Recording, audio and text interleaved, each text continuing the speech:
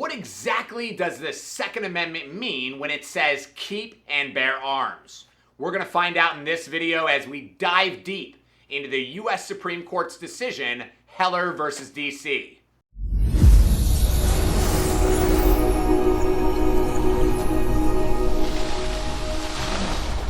What's up, guys? Ryan here with Carey University. Thanks for checking out this video. If you're brand new, make sure you subscribe.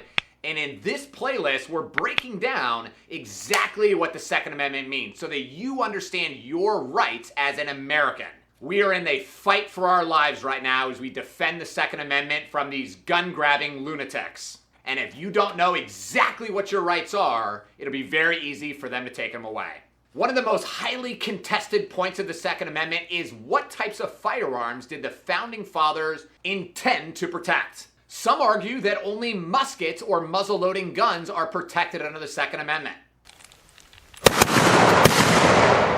and not more modern firearms like an AR-15 or an AK-47. Now let's just be very honest. The Founding Fathers were not stupid. They knew that technology would improve over time, and so would the types of firearms. Before addressing the verbs keep and bear, we interpret their object, arms.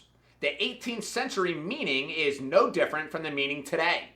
The 1773 edition of Samuel Johnson's dictionary defined arms as weapons of offense or armor of defense. Timothy Cunningham's important 1971 legal dictionary defined arms as anything that a man wears for his defense or takes into his hands or useth in wrath to cast at or strike another.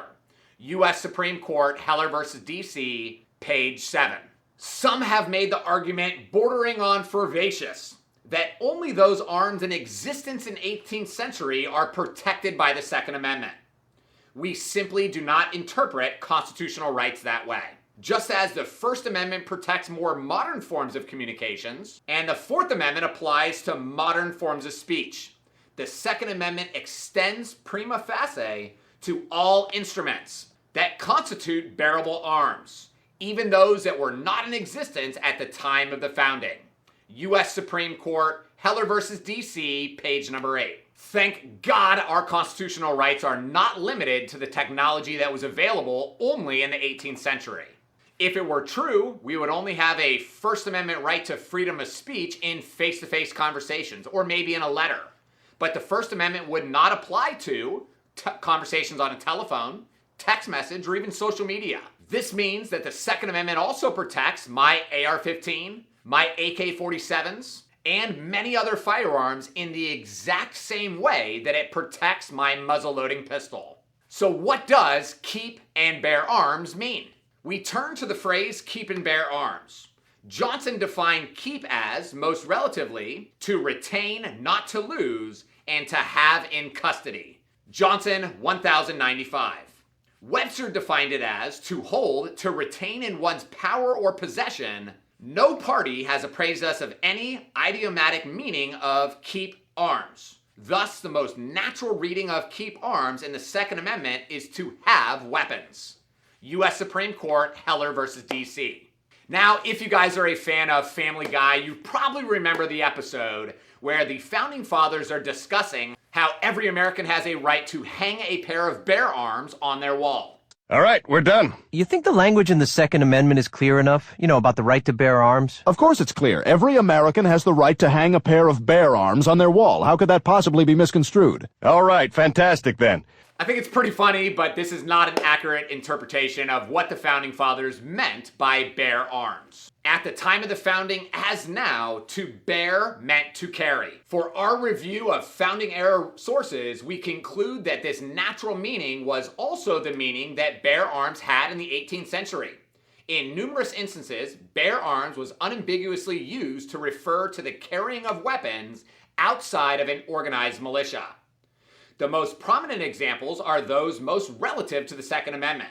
9 state constitutional provisions written in the 18th century, or the first 2 decades of the 19th, which enshrined a right of citizens to bear arms in defense of themselves, again shows it's an individual right, and the state. It is clear that these formations that bear arms did not refer only to carrying a weapon in an organized military unit. U.S. Supreme Court, Heller v. D.C., page 11 and page 12. Once again, it appears that this term bear arms refers to an individual's right to possess and keep a firearm and carry a weapon independent of an individual's service in the militia. Now that we've broken down each element into what the original true meaning was, we're going to see exactly what the U.S. Supreme Court has to say about the connected term keep and bear arms. Putting all of these textual elements together, we find that they guarantee the individual right to possess and carry weapons in case of confrontation. This meaning is strongly confirmed by the historical background of the Second Amendment. We look to this because it has always been widely understood that the Second Amendment, just like the First and Fourth Amendments, codified a pre-existing right. U.S. Supreme Court, Heller v. D.C., page number 19.